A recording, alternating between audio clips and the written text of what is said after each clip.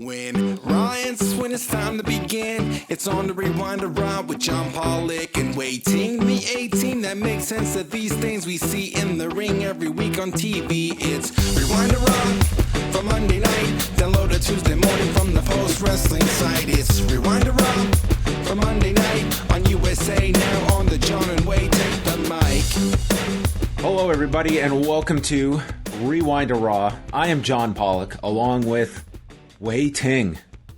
And Wai, I had a crazy weekend. Oh, yeah? Tell me about Wild weekend, yeah. Oh, yeah. Yes, everybody. I got married this weekend, less than 24 hours ago, exactly.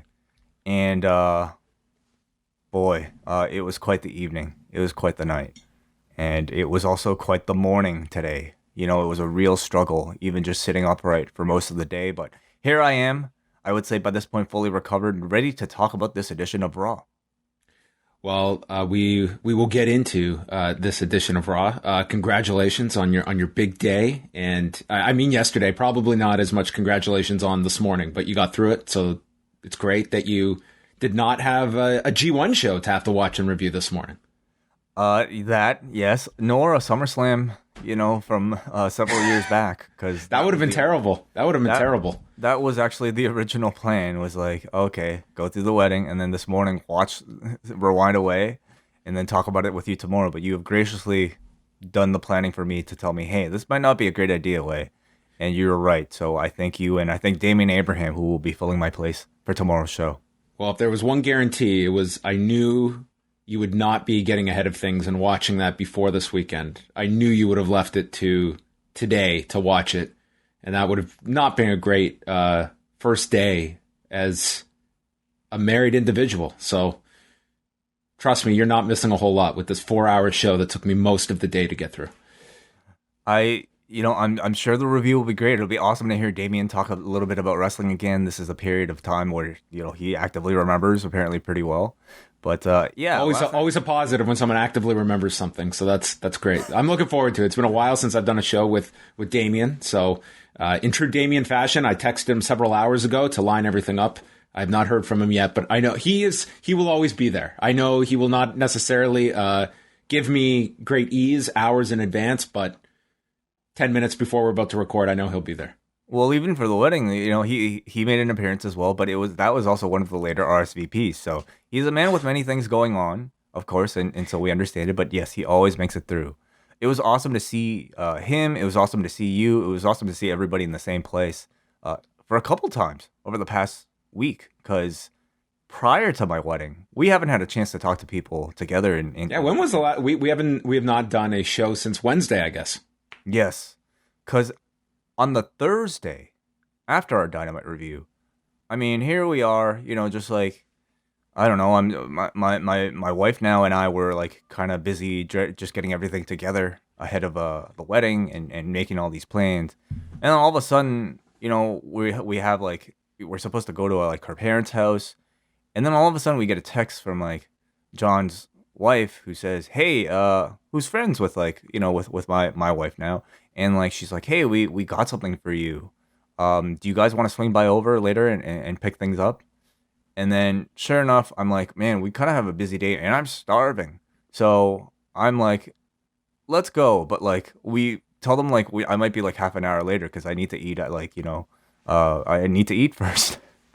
Little do I know that what I walked into was not to pick something up, but instead I was being tricked into a full, wonderful gathering from all of my favorite people in the post-wrestling family who live in Toronto in John's backyard for a surprise party. So I was an hour late and I did not even know it, but I want to thank you and everybody else who was able to show up to that whole thing.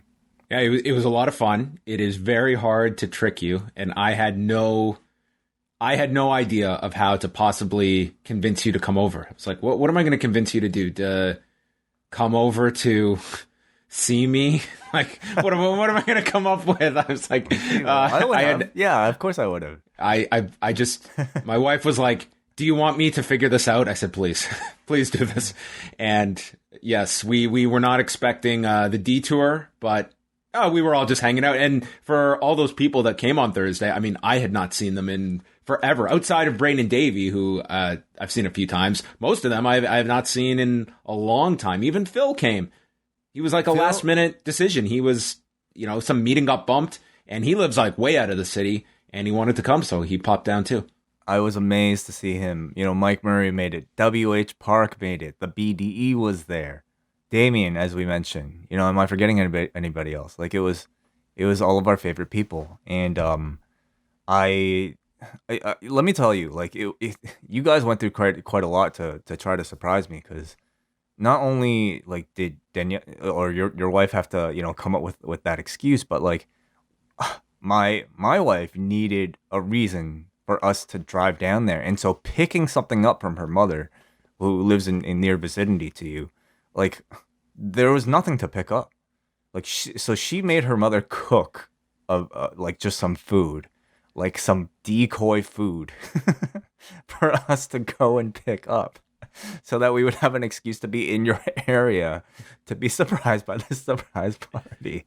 So this is a really involved thing. By like 8:45, when first we get the update that, Pauline said that they had an unexpected person pop by their house, so they're going to be a bit late. It's like, okay, it's no problem. It's like early enough. And then we get the update, they still have to go to the parents' house. I was like, so they have to go to another place now, and then they come here. And this was when I said, we can just ditch the surprise element now and just let them know what we're doing at this point. But you did eventually arrive, and it wasn't all that late. You got there like maybe an hour later. It was fun. I felt bad. I felt bad for making you guys wait, but at the same time, I know you guys were able to keep each other. We weren't all looking at our watches. We were having a good time. And the surprise was worth it. Plenty of White Claws were drank. From what I understand, a very expensive bottle of whiskey was also drank as well. Oh yeah, Davey's personal stash. Yeah, it was. I was completely fine from your wedding, but the Friday morning was my struggle. And John had to like put together that amazing Bobby Eaton obit like in that time too. So all of that was like, wow, like, thank you so much. What a wonderful surprise. I thought the surprises ended there. Okay. Little did I know, on the day of my wedding, I've asked John to give the speech on my behalf, and he so graciously said yes. He delivered a wonderful speech in person. Everybody, like, it's exactly maybe the greatest of all time. Sir, yeah. So for me, absolutely. But it was like, a wonderful kind of detailing of maybe our working history together, our personal friendship history together, and then at the end of it, he says, just for a little bit of self promotion, I of course I have to say, everybody go check out postwrestling.com. Ha ha ha ha. The whole room laughs, And then he continues, where we have just uploaded an exclusive brand new audio documentary called Post Profile, Who is Wai Ting? And then at this point, I'm like, is he still joking right now?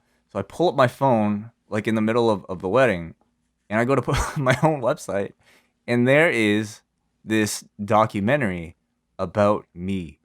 I don't know how you found the time to do this. Okay, so from the moment I saw Post Profile, I realized how much work you would have put into it, because every single one of these things that you have done, like, you have given your body and heart and soul to. So I know what standard you put into these, and I it was just like, wow, holy shit.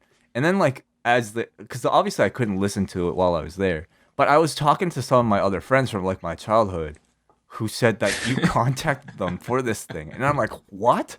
These are people that have no involvement at all with like our website or anything. Like, these are people that I didn't even know that you knew.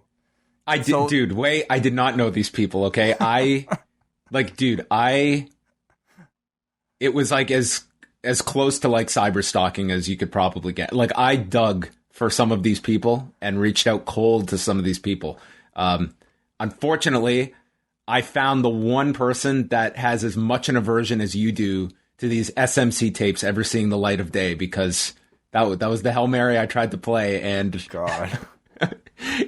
I was given like a glimmer of hope that they would be produced. They were not. And then this person went away and said, yo, this guy was trying to get to those tapes, and they are never coming out of this vault. It's like the Annabelle doll. Yeah. At this point, I don't think so. But that immediately told me the level that we were dealing with here. And so after my evening, which was a struggle in and of itself to try to get home, and after my morning, which was a struggle to try to get up, I made enough time for me and my wife Pauline to sit down and listen to this thing and record our reaction, because I have no doubt that, you know, this was something I wanted to preserve, and in fact I wanted to share with everybody. So if you're a patron right now, I've uploaded a video of my reacting to it, and let me tell you, this was the greatest gift, honestly, anybody has given me. So thank you so much, Sean. The amount of work and effort that you put into this. I don't know how you found out who Mrs. Walsh was, nor my French teacher, Madame Samuel's name. I was floored when I heard that. I don't know how you got clips from like the week attempts concerts that I did with my friends. Like what the fuck, dude? Like there, I did have a personal connection to the man who controls all the masters, so that I was able to go about. I do have to shout out the archivist who helped me out greatly with a lot of these clips. He was a huge help. And if you enjoyed the music, seriously, Ben Tramer is a name that doesn't get enough love around here. 3/4 of that music is Ben Tramer, who, wink, wink, is Braden Harrington. And dude, you can imagine how many times I have listened to these songs in the last 4 weeks. I love like these beats. These are like going on my phone. They are really, really good stuff. And I don't think Braden pumps it up enough. I had some music to use, and then I came across his stuff. I was like, this works so much better. So the music I thought was excellent, and that is Ben Tramer.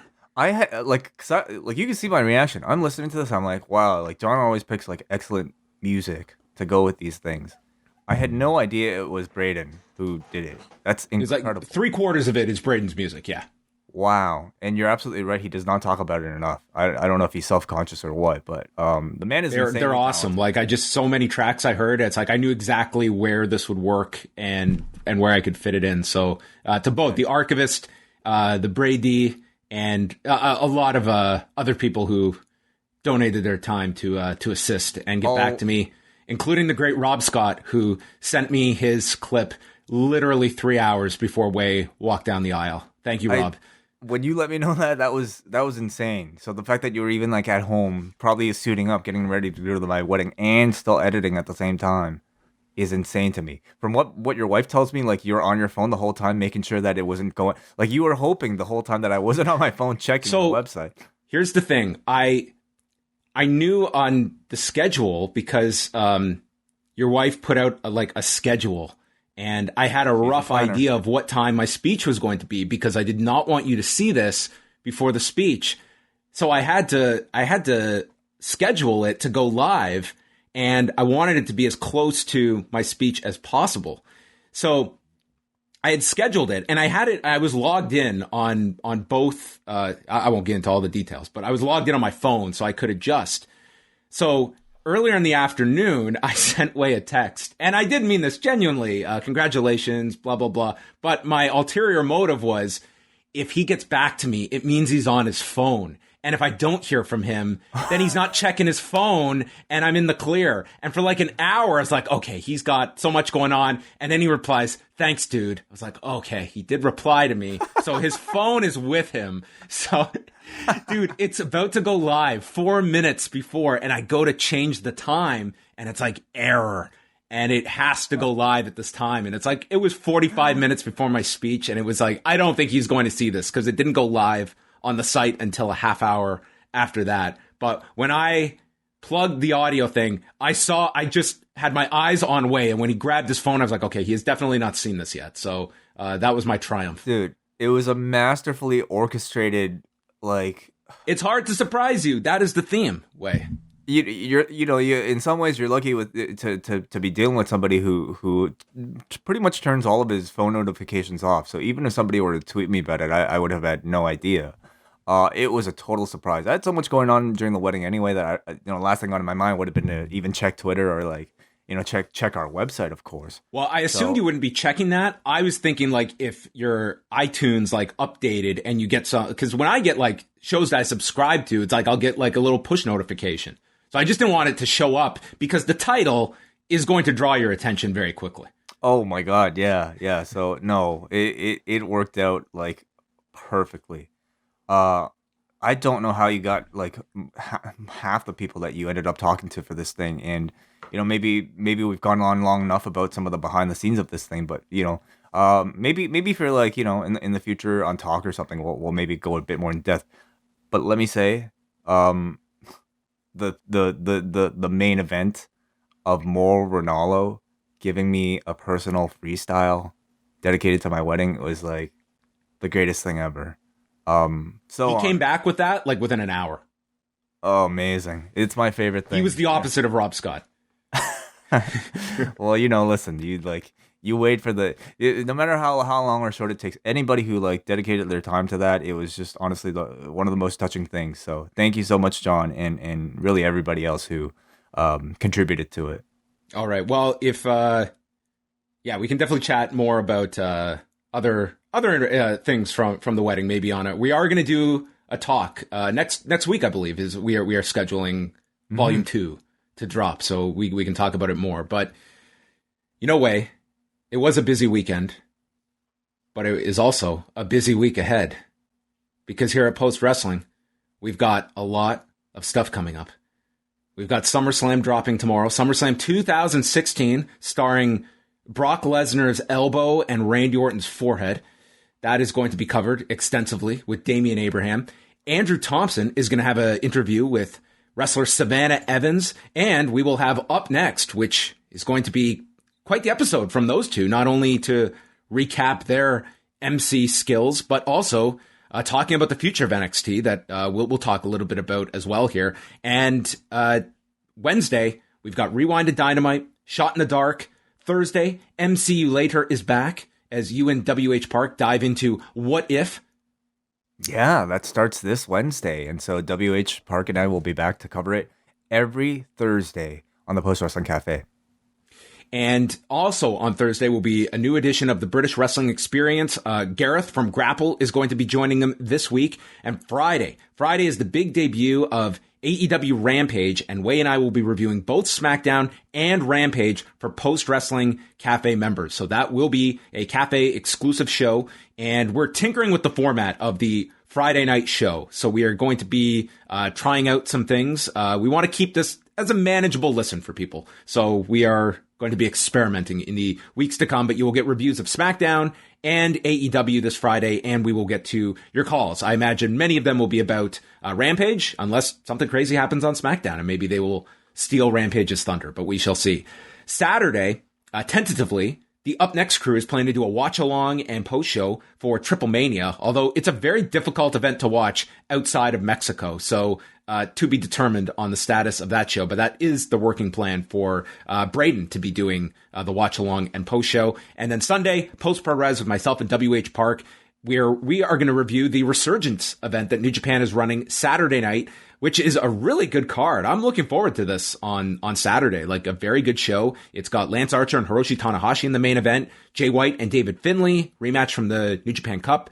But it's a very solid top to bottom card. I'm very much looking forward to that on the weekend. It's honestly maybe the most exciting thing New Japan has going on right now. So to me, it's a show that's gotten a good amount of buzz, really, and I'm looking forward to hearing you and WH talk about it. Beyond that, I want to draw some attention to, of course, the continued releases of the British Wrestling Experience's 12-hour charity stream on their feed. Every single day, they have been releasing an hour from that stream. And just recently, this past weekend, we've had interviews with Chris Bornia, Andrew Thompson, Scrump, and today, John Pollock.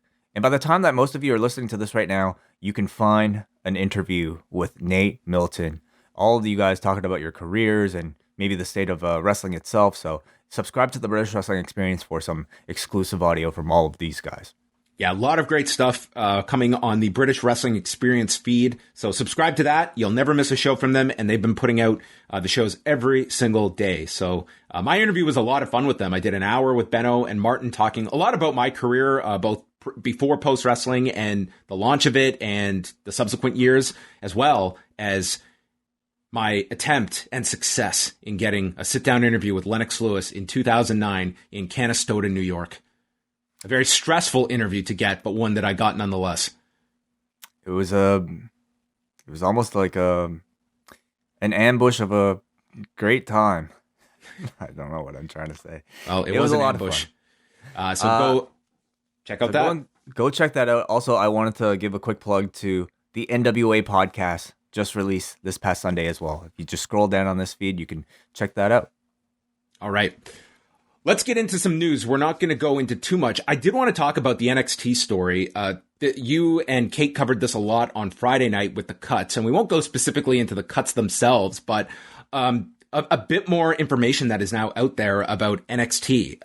PW Insider had reported that there had been talks internally of major changes for the brand, specifying like a new logo, new lighting, a focus on younger talents, and a different format to the TV shows. And then Dave Meltzer on Wrestling Observer Radio over the weekend painted like a pretty, I would say, bleak picture if you have been a fan of the NXT brand for the last 7 years or so, that it has really become this standalone property that has grown out of something that has been able to go to the Barclays Center successfully, that has got a television deal and has become kind of the WWE's outpost to go after the top independent talent while also mixing in with like its rising development. And I think it is those competing responsibilities that NXT has had that this has kind of come to a headway, and we're going to see how far this evolves to. But in Dave Meltzer's reporting, it was that, you know, the cuts, these were decisions by Vince McMahon, Bruce Pritchard, and John Laurinaitis, stating that Paul Levesque and Shawn Michaels, but I think the more important one, Paul Levesque, had nothing to do with the cuts this past Friday night where the 13 individuals were let go. And Dave went on to state that the mentality is that, this is off the Observer site, is that NXT is going to change in some ways, likely going back to the earlier days of developmental, getting talent that are younger, bigger, and could someday main event WrestleMania. And then Dave said, quote, "The feeling is that they lost the war with AEW and are getting back to going younger and bigger with the people that they're going to be going after."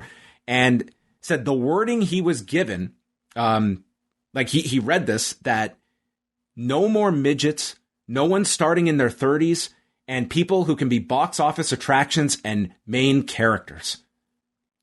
He did not state who said that, but obviously that is coming from, you know, that side of things. So I think this is obviously going to be something that this could very well be the mindset, that this is a big directional shift that NXT is going to be taking. And you can certainly look at the argument of like, what is NXT supposed to be? We lament the fact when we see performers that are brought up to the main roster and it's a completely different shift, some that really flounder. It's like, should this system be just simply streamlined to exactly the qualifications and parameters they want these performers to be ascending to on Raw and SmackDown? This is no longer a case of this being a third brand, any kind of equal. This is the developmental pipeline. And I think that's being made very distinct this year. And the question becomes, like, you have a 2-hour television program now. Can you go to such an extreme here? And can you I don't think you can make that change overnight either way. Like, you still have years of the remnants of this philosophy for NXT, that it's not like overnight you can just turn this into something where it is people that are a year into this business and completely, I think, eliminate yourself from the style that NXT has popularized itself with. Yeah, I mean, it's certainly disappointing news, I think, for anybody who's enjoyed NXT over the past several years as this super indie. But, you know, if you're Vince McMahon, you have no interest in developing a super indie. Your efforts at it being sort of a way to kill the competition have not necessarily worked. The competition is thriving despite NXT's existence. And if you're putting as much money as you are into it and seeing, whatever result it's seeing, whatever TV rate it's getting from USA on a Tuesday, whatever other benefits you're seeing from it, might not be worth it. Might not be worth it when your goal is to create the next John Cena or to create the next Roman Reigns. Why are you signing, a Bobby Fish or even a Mercedes Martinez? And that, unfortunately, to me is, very kind of flawed thinking, because you see on the other shows how much you can make money with anybody if they're good. And there are plenty of people above the age of 30 who might be smaller, who are really good. And I think, could be tremendous projects for WWE or any other wrestling company who decides to pick them up. But we know Vince, he has his preferences. He has his style of wrestling that he likes. He has the superstars he has in mind to push to be their next John Cena or Roman Reigns or whoever, even their next Steve Austin or The Rock. And right now it doesn't seem like the people that he let go fit that bill.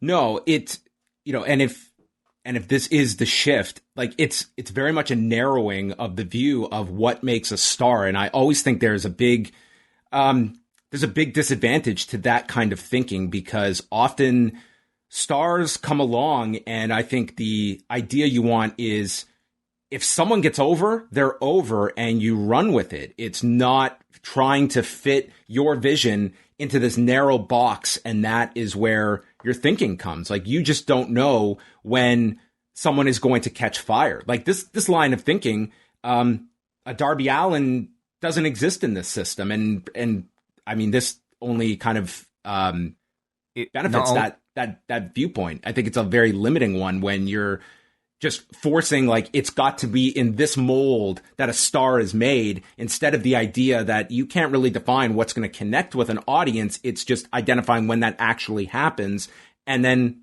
going with it. It's, when the UFC, this is, a bit of an extreme example, but when they signed Conor McGregor, he was a very charismatic individual, but they had absolutely no idea that they had just signed the guy that was going to take their business to unprecedented levels. His first fight, he's on the Facebook prelims, but they identified it immediately. And by fight 2, he got a huge promotional push for that card in Boston. And when you saw him grow, it's like having the reaction that, okay, if you're a copycat, it's let's go sign some Irish fighters. It's like, that is not the reason. It's like, that is a benefit. He's going to attract an Irish audience, but it's not just strictly his country of origin. This is a superstar who happens to be Irish, and it's going to cultivate an audience, but that is not it is not exactly that's not the defining lesson from why this person is so popular. But they saw a star, and they built a star because they identified it right away and didn't try and tell themselves all the reasons this person cannot be a star or cannot. It was just, we saw it and we're going to get behind it. And in MMA, you have the handicap that this guy's got to win too and progress. We can only do the promotional side. We can't control the outcome. And that's always been, you look at pro wrestling, that's such a great advantage when you can control where a guy goes. Once the audience connects with them, that's the difficult part. And you just book them competently and enhance that reaction the fan base has. Mm-hmm. Sure. Yeah. Not one person, I think, ever looks at a Conor McGregor and thinks, that guy's too small for me to care about whether or not he loses or wins this match. Nobody cares about that. It's such an outdated form of thinking. Well, it's funny, Way, because on the SummerSlam card today that I watched from 2016, it's the day after UFC 202 with Conor McGregor and Nate Diaz, which to this day is one of the most bought pay-per-views in UFC history. And Mauro Ranallo references it, and JBL, and this is JBL immediately reacting, but you could certainly extend this line of thinking, I'm sure, to some people in WWE, immediately says, yeah, but the difference is, and he's referring to the match that's in the ring for them. It's like Dean Ambrose and Dolph Ziggler. These guys are adult-sized. And I was like, that's your takeaway from these two that just drew a number that is going to dwarf anything you could have done in comparison. This is the network era. But it's like, if that's your lesson that you take, that, well, our guys are bigger, that size, the lesson is size doesn't mean shit when you have superstars. That is what the business lesson is. And this is 2016 when Conor McGregor has blown up. This is not like he's just on the come up. He has already achieved this. And your takeaway is the size problem. Yeah, to maybe even just extend this to something else. I don't know how well this bodes for some of your smaller guys in an NXT. Already guys like a Ciampa and a Gargano, they feel like they're NXT lifers, and that feels far more cemented now. If they might even stay in NXT at this point, it makes you wonder. Somebody like a Pete Dunne, who's not that large. He's the most interesting one because, we've seen the reports that Adam Cole seems to be, that is one they do not want to lose. Pete Dunne's a very interesting one because that is one that, if they aggressively go after Pete Dunne, that's going to tell you a message. And if they give him, a minimum offer to stay or outright, don't, that's going to be very telling too. I think the Pete Dunne one, just because that appears to be coming up soon, that's a very interesting one to see where that one goes. But beyond that, a Kyle O'Reilly, you name the entire NXT roster. It's like all cruiserweights, and it doesn't really bode well for how Vince sees them whenever he has a chance to perhaps bring them up. Can you, like, if he is unwilling to redo a Kofi Kingston run after the tremendous amount of fan support, or taking a talent like Ricochet, who was as much of a sure thing as I think anybody who's ever signed to NXT should have been to become a superstar on the main roster. If he does not care to use those guys to their full potential, what chance does a Kyle O'Reilly have? It really is a little bit depressing. And how is NXT going to change? From this point forward, are we going to see more of a just a focus on larger size, sort of stereotypical, Vince McMahon WWE level big guys? Is there going to be certain age restriction for everybody in that scene? It's going to be a very different show, perhaps. Yeah, and again, it's maybe in 6 or 12 months we're looking, and it's not as dire as this picture is. Even if this is kind of the line of thinking now, it's circumstances can always change things based on what your needs are today versus what they are tomorrow. And when you cite a Kyle O'Reilly or a Johnny Gargano, you still have a 2-hour show to fill. And that's like it's going to get very bleak if you're just focusing 2 hours on inexperienced talent that are, in their first 3 years, and they're being put in these situations to carry segments, carry matches. Like, you are going to need some of these core talents, I think, to help you put together a 2-hour show every week that's compelling, that doesn't drive your audience away. But will they ever become champion? Will they ever receive the type of spotlight and focus that, they might at this point, or maybe they might have a year ago, if the goal is to use NXT to build your next John Cena level star? No, I think that's going to be the decision, is that if you are a Johnny Gargano, it's like, are there main event or are there main roster plans for me, or is this it? And if this is it, is my future here? Like, that's going to put these performers kind of like, where do I stand in this? And, it's one thing to be told, hey, you don't have to worry about this, or this is overblown, but the proof is going to be in the pudding when we see 6 months down the road where this brand is. And I'll say next week, a guy who's in a very interesting position of how he kind of has to play this is Paul Levesque, who traditionally does the pre-takeover media call. And I don't know how this isn't the topic of discussion. And we've seen Paul Levesque these last few calls, like, he has been, just less cool under pressure when, a lot of the questions have been directed about, different NXT. The bloom has been off the rose. I think like these past 2 years has done some damage to this brand. And with this idea of what is the future, I think Paul Levesque, he pretty much has to be a good soldier and go out and put as positive a picture out next week to kind of lessen this concern that the audience has. But I think a lot of people will also take that with a grain of salt, whatever he comes out and says. He is not going to, I think, paint a dark picture by any stretch. His face is still going to be the one out selling this product. It's his version of the investor calls. How can we spin whatever news we have to sound as positive as possible? That's sort of the game. Do you think that this entire thing will have maybe a lasting detrimental effect on all the chatter that's been out there for the past several years, but him being Vince's, next in line. I mean, it's, he is someone that I would say, like, we're going to see in, I would say, like, the next year or two, like, where NXT fits into WWE's portfolio, like how big, like, we saw where this had become a significant brand for them, something that with all this money that is spent on WrestleMania weekend, they carved out their night that, a takeover was going to be part of your weekend to compete with all these other groups out there. This kind of viewpoint, like if it is as big of a change as people are expecting, I don't know if this is the same kind of attraction to people that you can take this in the same way.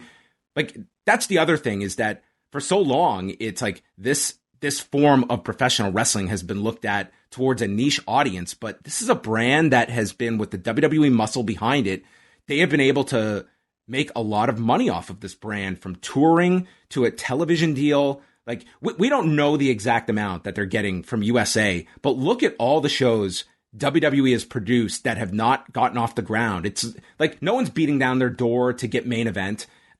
Mixed Match Challenge, even Tough Enough, when they brought it back, it got a season on USA, didn't come back. Like, NXT was able to get on USA. They quietly got a renewal back in March, but again, for how much, that's up for discussion.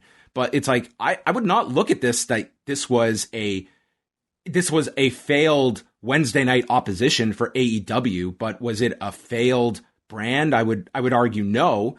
But if you are a Vince McMahon and you're looking at what is the point of this thing, it is to feed Raw and SmackDown. And they can maybe look at, listen, we're creating our own lane aside from AEW. We are not competing with AEW anymore, as much as you can spin that. And getting back to your question about Paul Levesque, like, that is like his role in this company as, a future leader.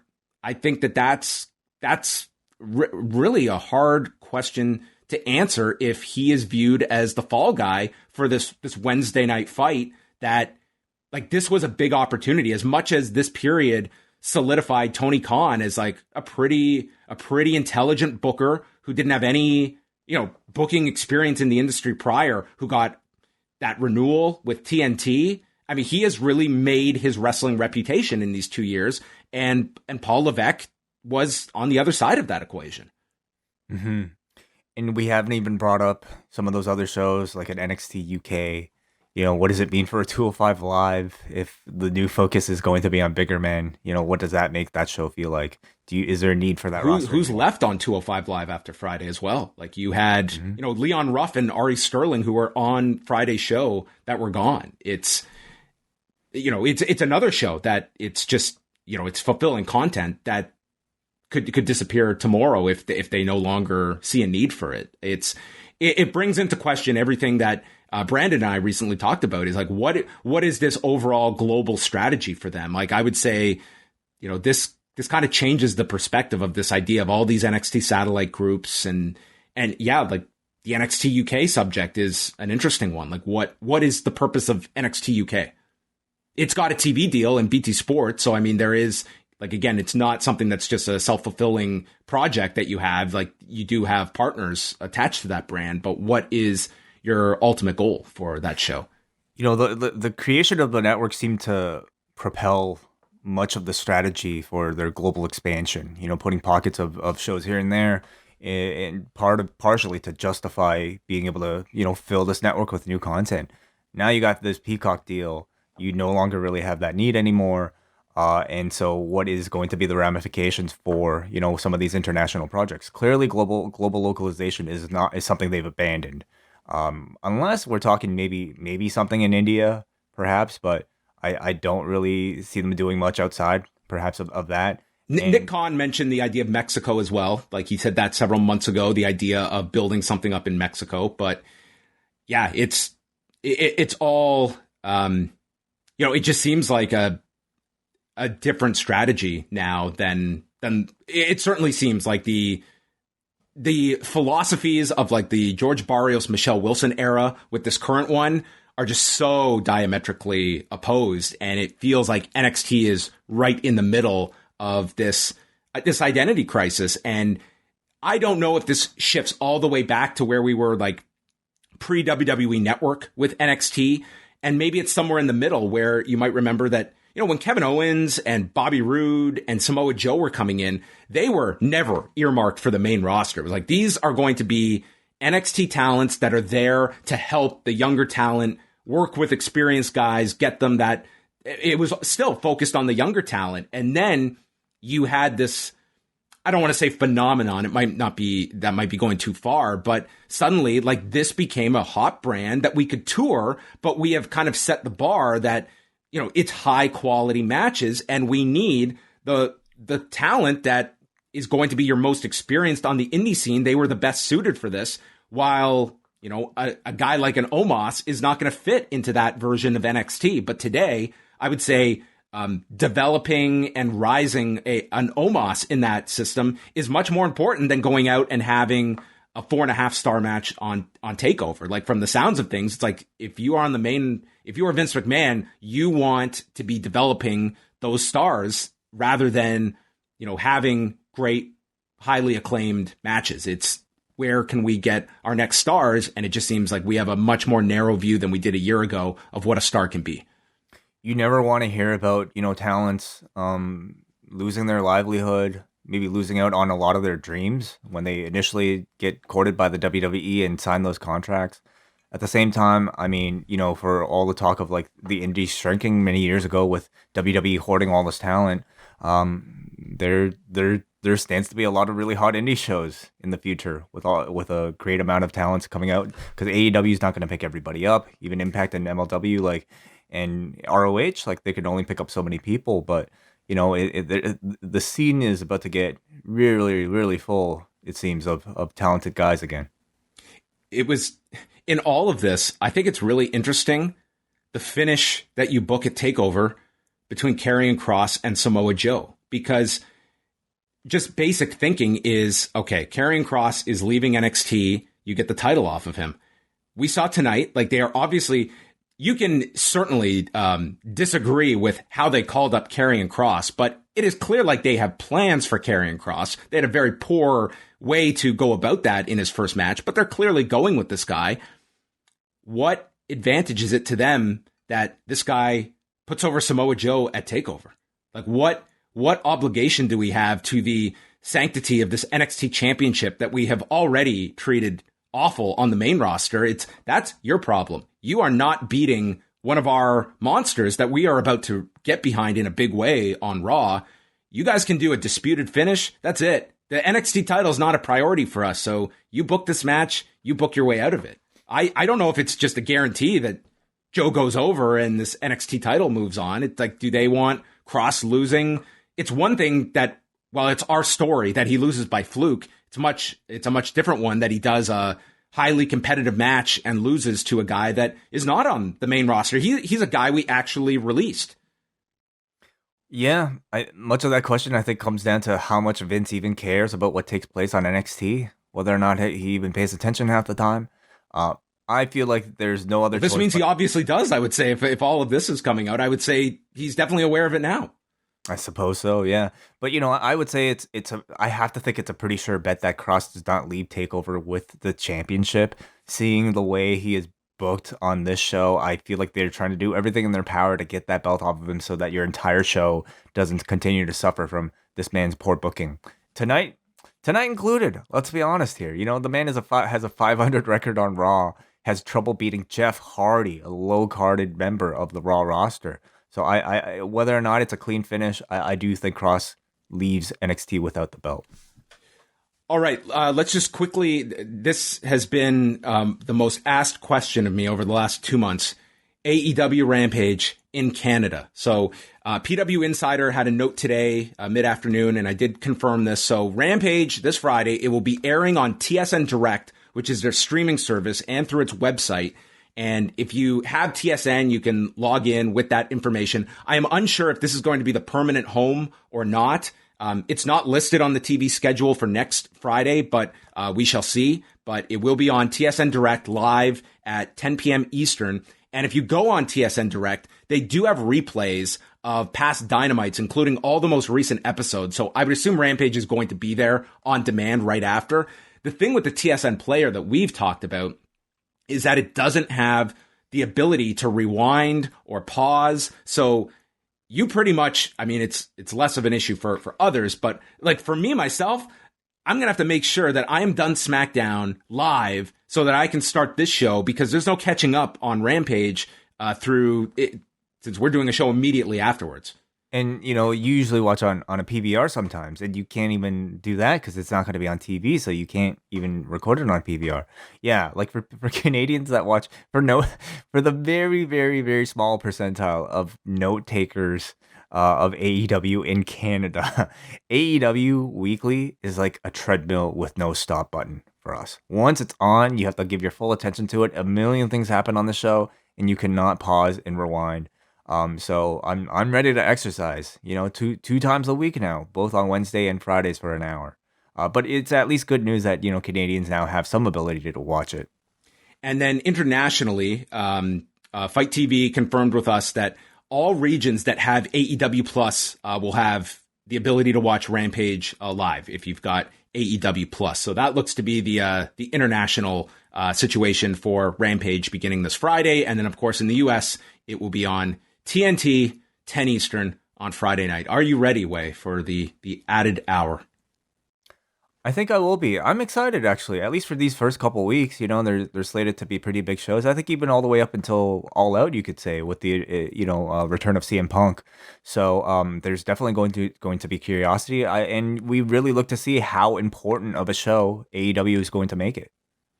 NXT on Tuesday night, they've just announced Ember Moon against Saray, and then Dynamite on Wednesday night in Pittsburgh has the Good Brothers versus Evil Uno and Stu Grayson for the Impact Tag titles, Nyla Rhodes versus Chris Statlander, Jericho versus Wardlow in the fourth Labor of Jericho match with MJF ringside, Darby Allin versus Daniel Garcia that they added. Apparently Daniel Garcia and Wheeler Yuta on IWTV this weekend had an amazing 1 hour match that sounds like it was tremendous. And just announced today is a 6-man with Kenny Omega and the Young Bucks against Matt and Mike Sydal and Dante Martin. So those are the 5 matches announced thus far for Pittsburgh Dynamite. First of 2 shows in Pittsburgh this week. It's not a huge card. Do you think this one makes it past 1 million? I do. I think they're riding momentum. They've also got an Omega and Young Bucks match. Granted, it's not like big opponents, but I just think them wrestling has some value. Jericho and Wardlow, that will probably main event if the angle is to set up Jericho and MJF at the end of the show. They could end with that. Or do something big to really lead you into Rampage as well. Yeah. I'm certainly curious, because last week I felt like Black versus Cody was a big match, but beyond that it was certainly a lesser card than the weeks prior. This one even less so. So yeah, they don't have a Cody Malachi Black on this one. You're right. No, so I'm curious. Over to Monday Night Raw from the Amway Center in Orlando, Florida, the former home of the Thunderdome, the original home of the Thunderdome. That is correct. Yes, feels like such a long time ago. And on main event, they had Aaliyah over Dakota Kai on the same day where they announced Dakota Kai challenging for the women's title at TakeOver, and Odyssey Jones beating Austin Theory.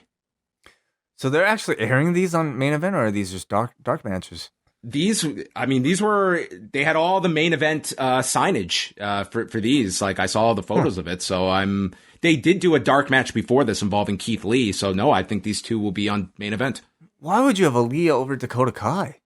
For what reason? What the hell? I think we can just go back to our last conversation. I don't think that is a concern. I suppose, but like, why Dakota Kai? Why this week? Why we couldn't just wait till after TakeOver, SummerSlam weekend?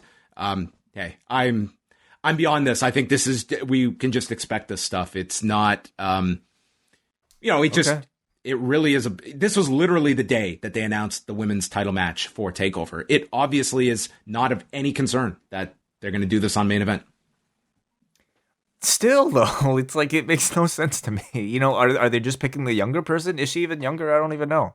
Like, are they picking And Aaliyah? alphabetically? No, like Dakota Kai's 33. I mean, the younger person went over, yes. Yeah, like, is that how they're choosing who wins these things? Okay, like, this person is younger. Their name starts with double A. Okay, she's alphabetically ahead of Dakota D, so we have to have her win. It's just what the fuck? Well, opening the show, Randy Orton and his mustache are back after 7 weeks. Randy just milked this response, and he welcomes everyone to Raw. Riddle comes out. He talked about his stepdad abandoning him for milk 25 years ago. There's an RKO chant where I think Riddle successfully convinced this crowd that they wanted to see this dude get pummeled by Randy. They would get their wish in time. Orton says, "You and I were a great team." Past tense. And he pretty much lets down Riddle. He's not really interested in continuing this. AJ and Omos come out. We got a Too Sweet reference from AJ.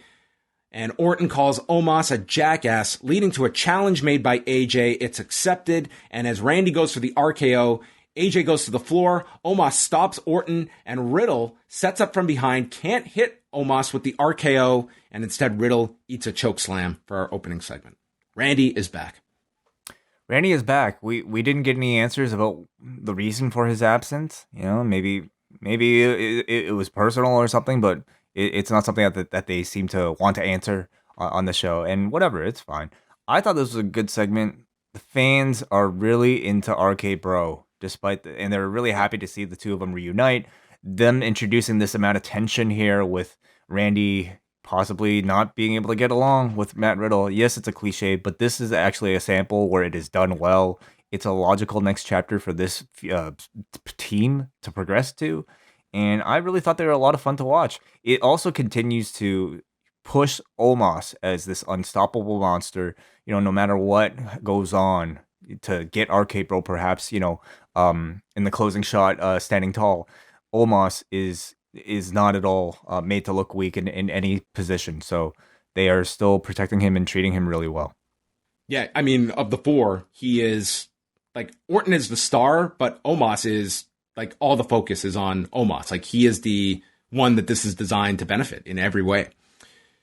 Baron Corbin is here and reminded us of the ever so protected Brand-to-Brand Invitational that somebody thought of, and here we are. Which, I mean, this did have a great reason for happening, a huge payoff to it, and this is why you use the Brand-to-Brand Invitational for these kinds of ideas that lead to huge stakes at the end of it.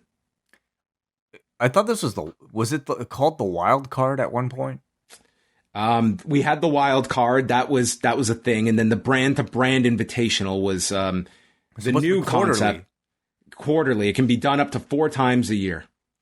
So how many times is this? I have no idea. Baron's fallen on hard times. He needs the money. His wife and kids left him. He's basically homeless. He had to sleep in one of the production trucks.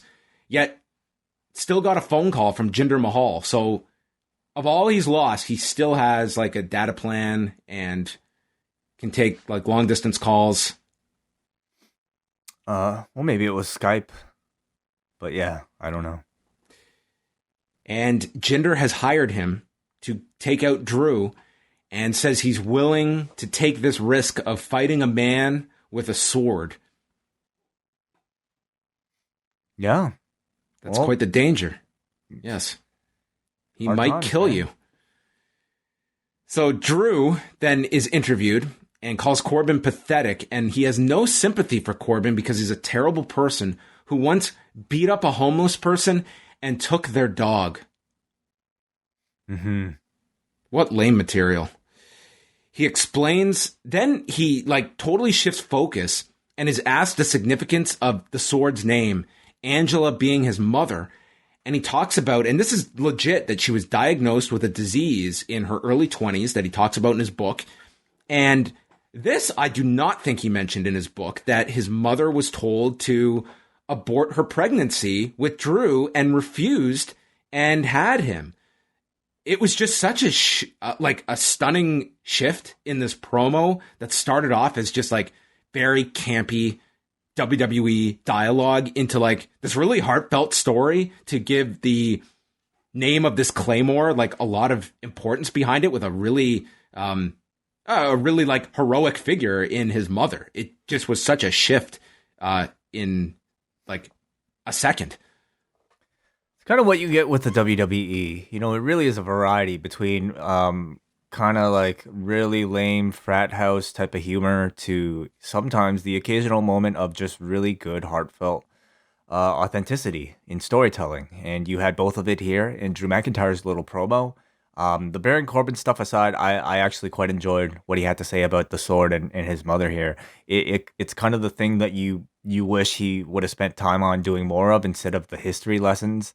You know, that feels like it was more of a requirement, and this feels like it's actual good, authentic storytelling that actually makes you care about the character and makes you care about the sword certainly a whole lot more than, you know, Drew McIntyre just stealing it, or sorry, Jinder Mahal just stealing it for little reason because of he didn't return his text because he used an abbreviation in his text. He used the number 2 instead of TOO. Yes. It's literally what began this feud, this blood feud between these two. Are we supposed to feel sympathy for Baron Corbin, or are we supposed to like be enjoying this man's decline?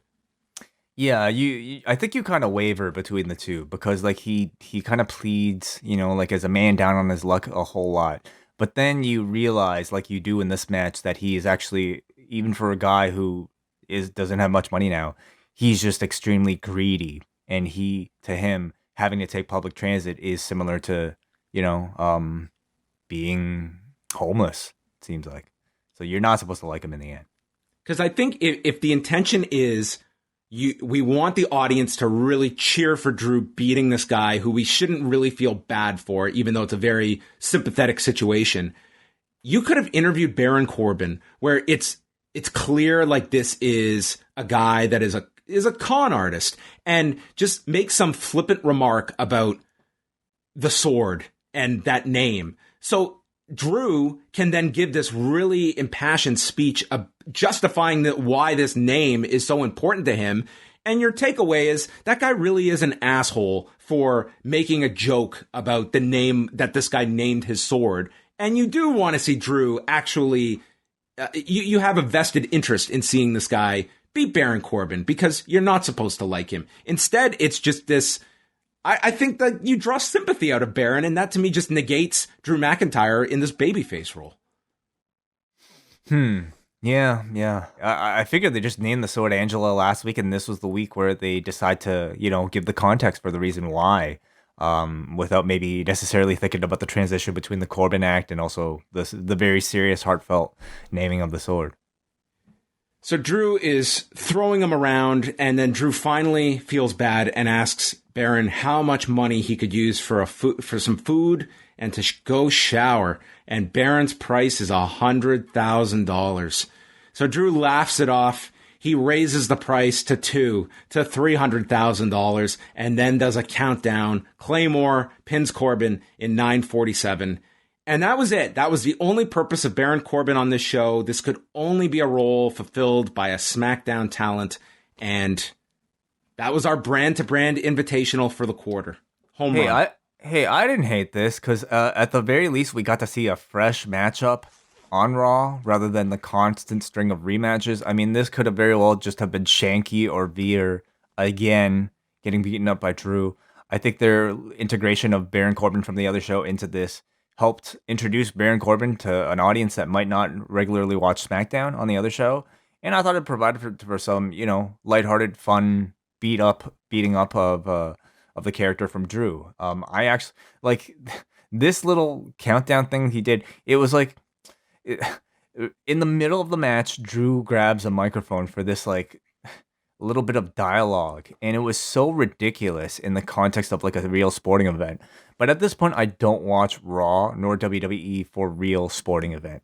I watch it for sports entertainment, and I felt this was sports entertaining. Well, it was about to get more sports entertaining when Jinder Mahal, Veer, and Shanky walked out, but then Drew grabbed Angela, and they immediately backed off. They don't want anything to do with the sword, and they walked away. Yeah, the sword. It's scary. no announcement of like where this is all going. No SummerSlam announcement. Man, I don't know if it's big enough for SummerSlam. I mean, Drew needs to have a role on that show, you would think, but man, Jinder versus Drew. This is not a hot program. Is a sword going to be involved? It has to. That's kind of like, I feel like Jinder gets to be armed for this match. I mean, Jinder should really come back with his own weapon of choice.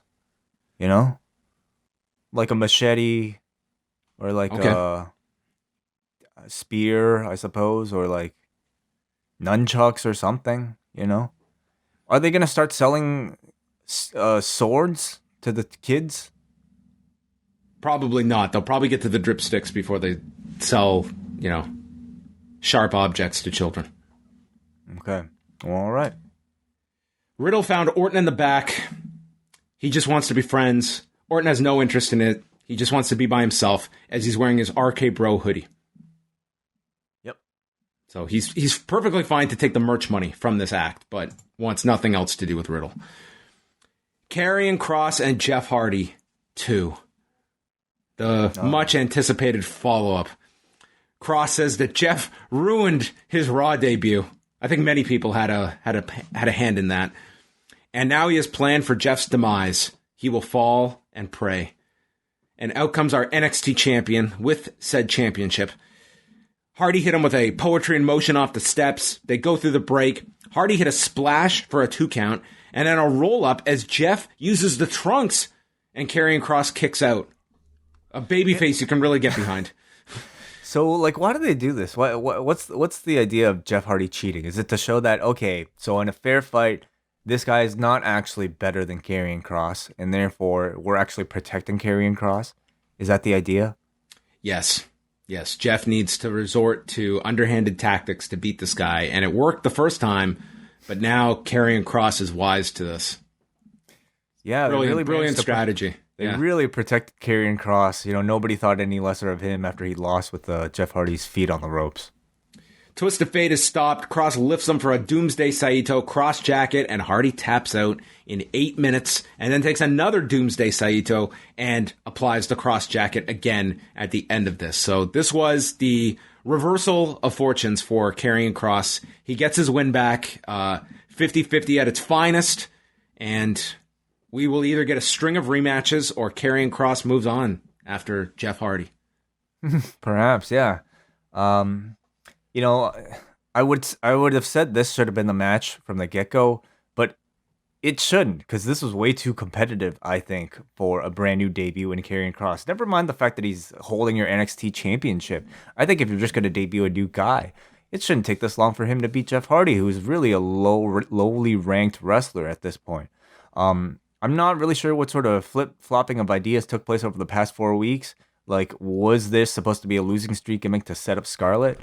Who knows? And at this point, it doesn't really matter because I think the damage is already done. Now you are left with Karrion Kross, a representative of NXT's best, who is a guy, after 4 matches, with a 2-2 record, who struggles to beat a low-carder like Jeff Hardy. So they're going to have to do a whole lot of work, I think, to change people's opinions about Karrion Kross as a major player after this.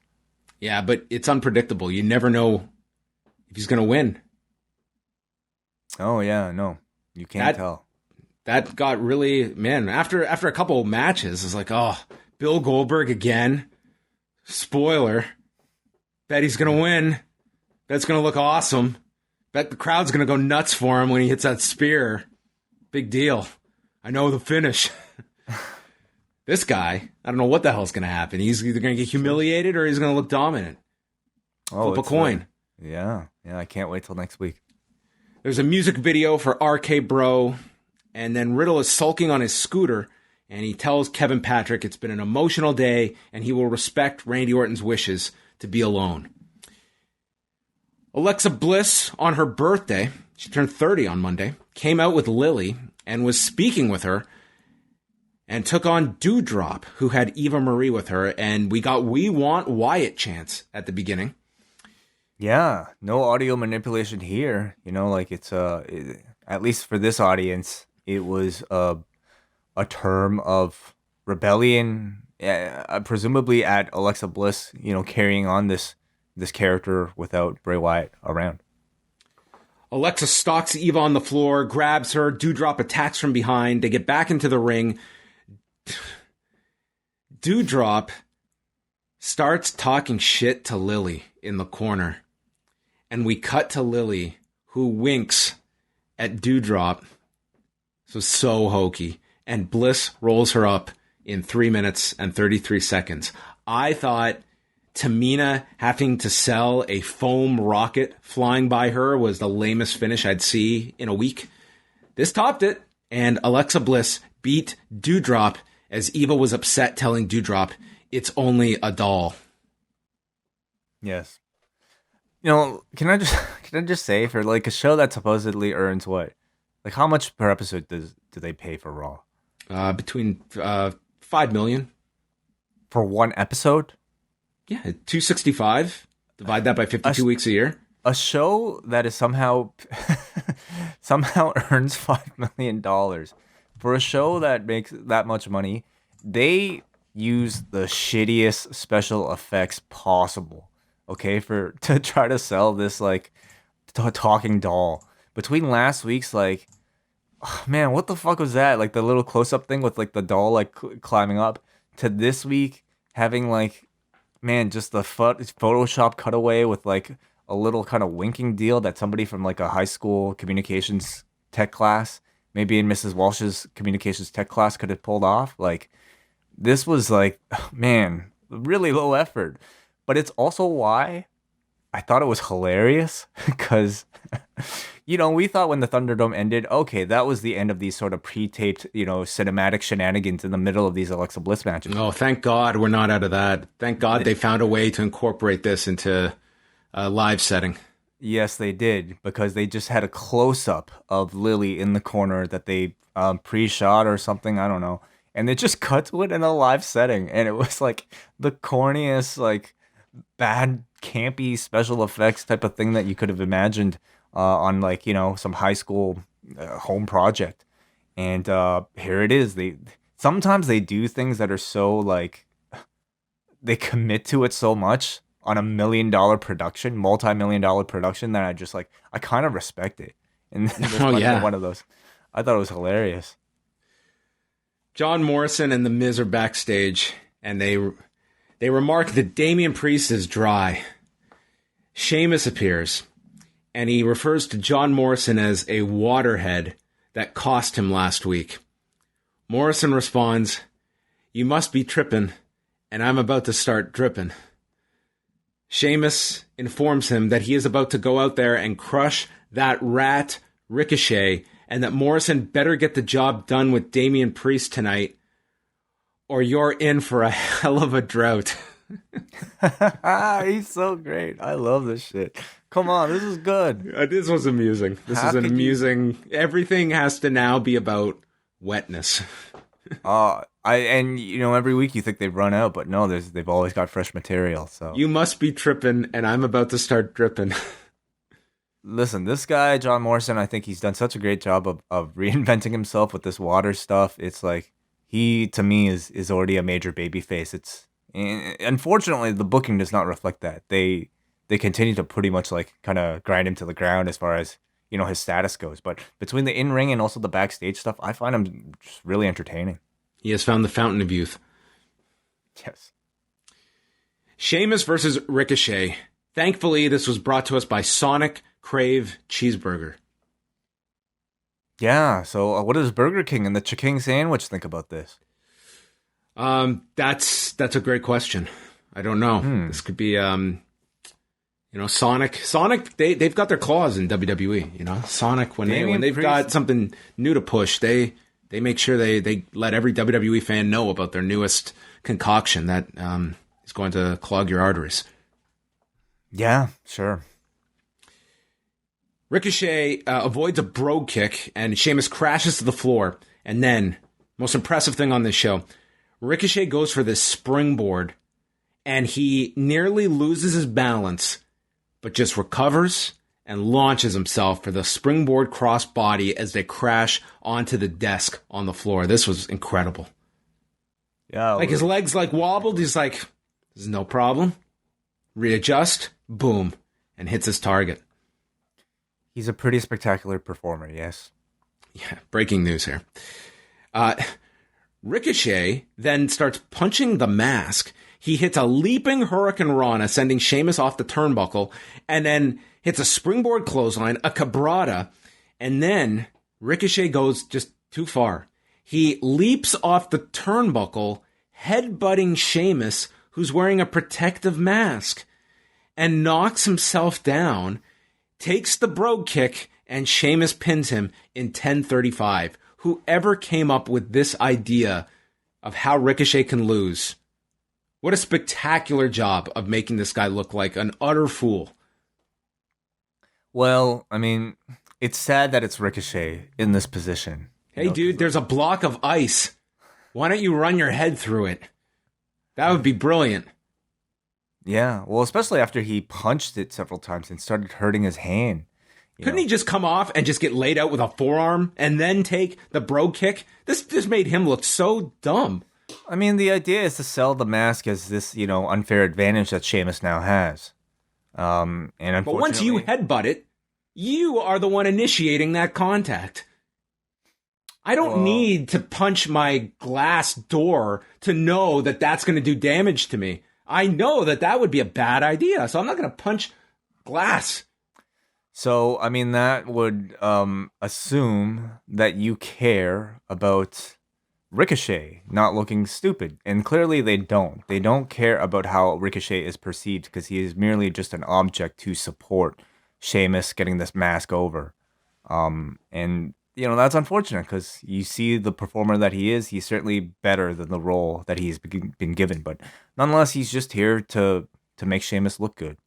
Well, I enjoyed this match a lot, but the ending was just silly, and I no longer wanted to get a Sonic Crave cheeseburger. So it missed the entire point of the match because I lost my appetite after this. Oh, that's too bad. We don't even have Sonic in Canada, so I think they're okay. I was going to make the trip. Going to get vaccinated. Well, I am vaccinated. I was going to get my test, go to New Jersey, pick up a cheeseburger, celebrate Ricochet kicking out at 2.5. No, not going through any of that. Damian Priest walks out and just stands down Sheamus and knocks him out of the ring. Morrison and Miz then come out, and then Damian Priest takes on John Morrison. The match only goes 4 minutes, where these two were just having like a capoeira demonstration between the two. It ended with Morrison kicking him off of the apron and then gets nailed coming in, and he's setting up Morrison to take the reckoning when Miz squirts Priest with the drip stick. But instead of Damian Priest being stuck in his tracks and he can't focus on anything, he does not get distracted by foam shooting past him or dolls winking at him. Instead, the man got shot full on by water, looked at Miz, said, "I'll deal with you after my professional wrestling obligation." Hit the reckoning, 1 in 407. And you know what? His target just stood there, and he went right up to him. He squirted Morrison with the drip stick, and then goes up to Miz, who miraculously stood up from the wheelchair and ran to the back to indicate Miz is healed. Yes. Yeah. It looks like Damian is an actual priest that healed the sick. With water. With the, yes. Holy water. Yeah, Damian the Baptist here. There you go, yes.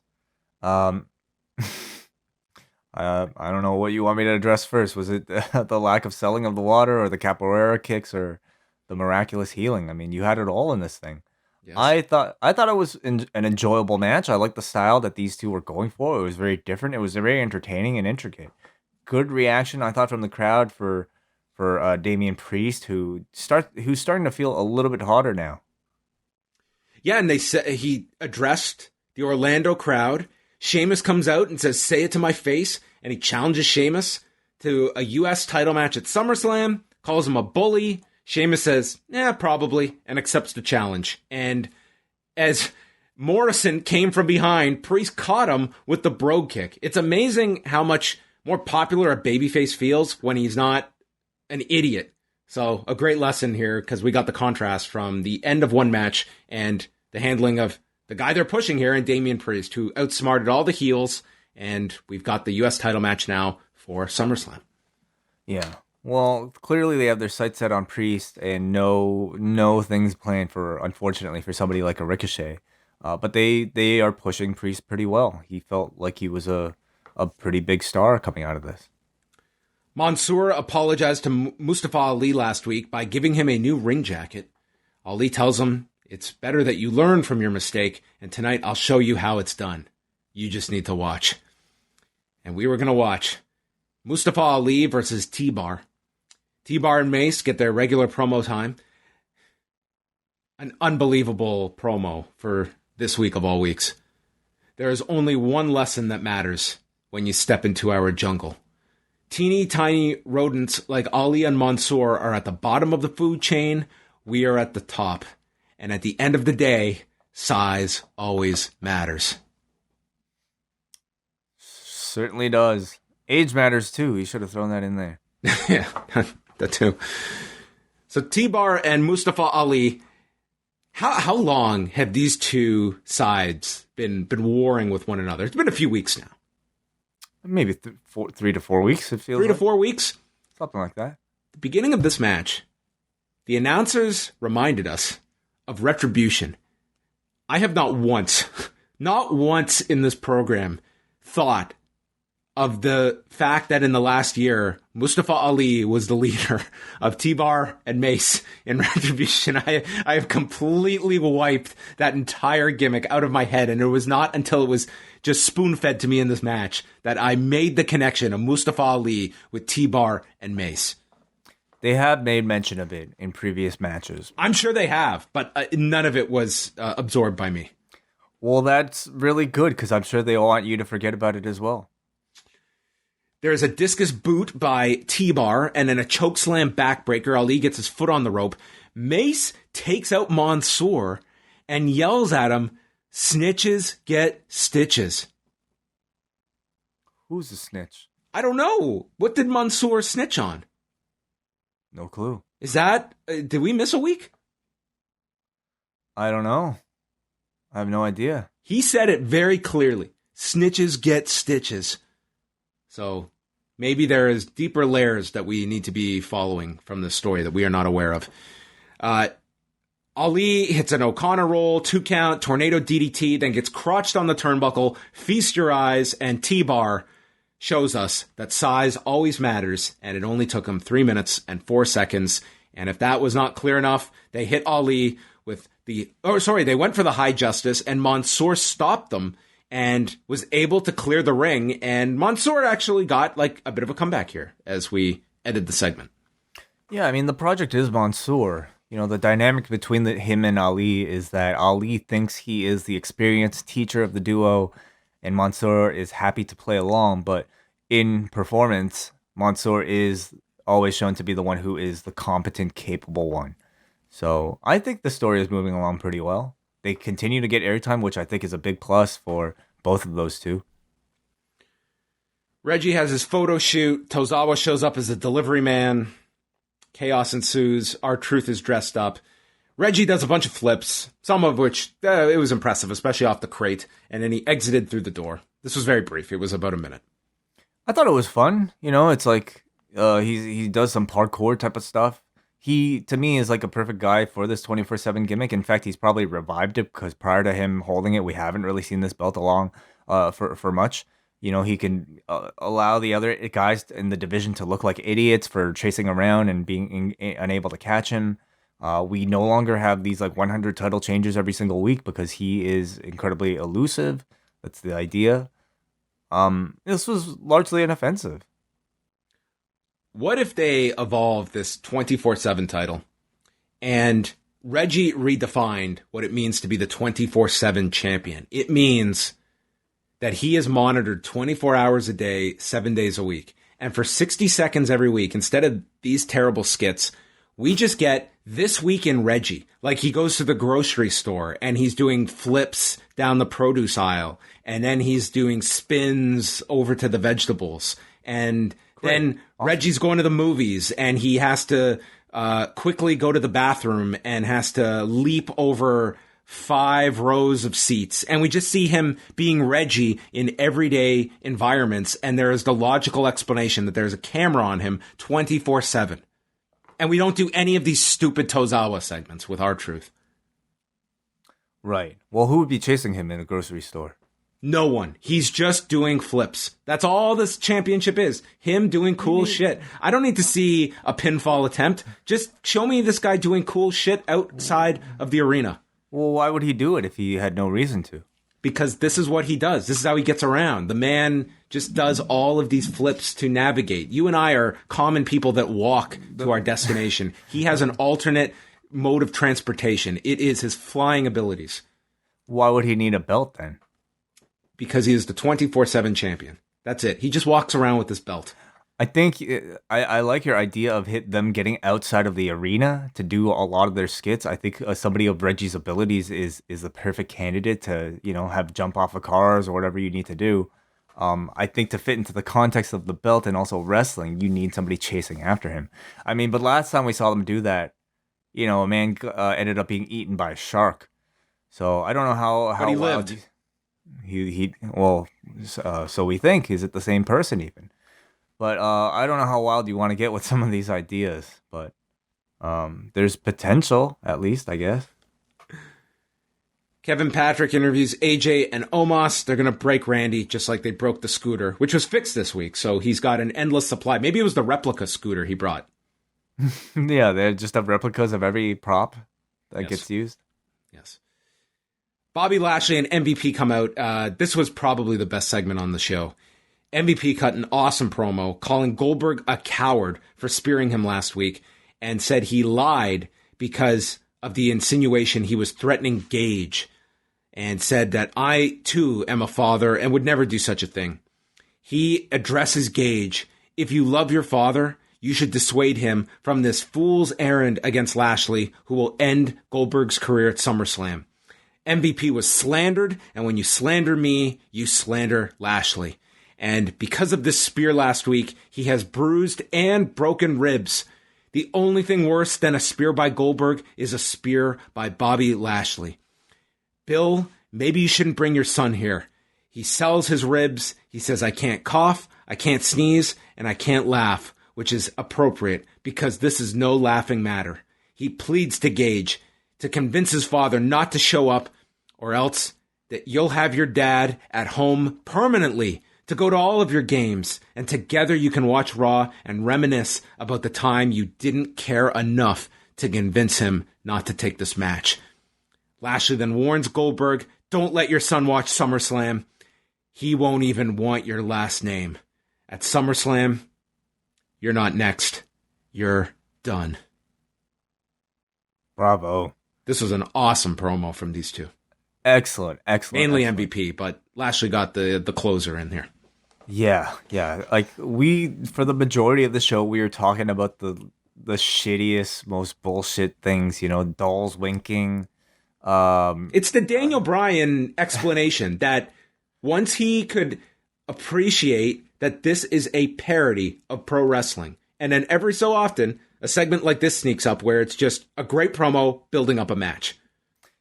Dolls winking, guys losing via, getting knocked on the head with mass or water interferences. This was, if you're a fan of real solid wrestling storytelling, I mean, this was your one segment that you could probably take away from this entire show. It was just a very good, serious promo from MVP that accomplished a lot. Put over the injuries he suffered at the hands of the hero, but says, the only thing that hurts more than your spear is a spear from my guy. It was fantastic. Continue to integrate Gage into this storyline to further Bill Goldberg's reason to want to beat the shit out of both of these guys. And I just think that it did a really good job of heating up the match.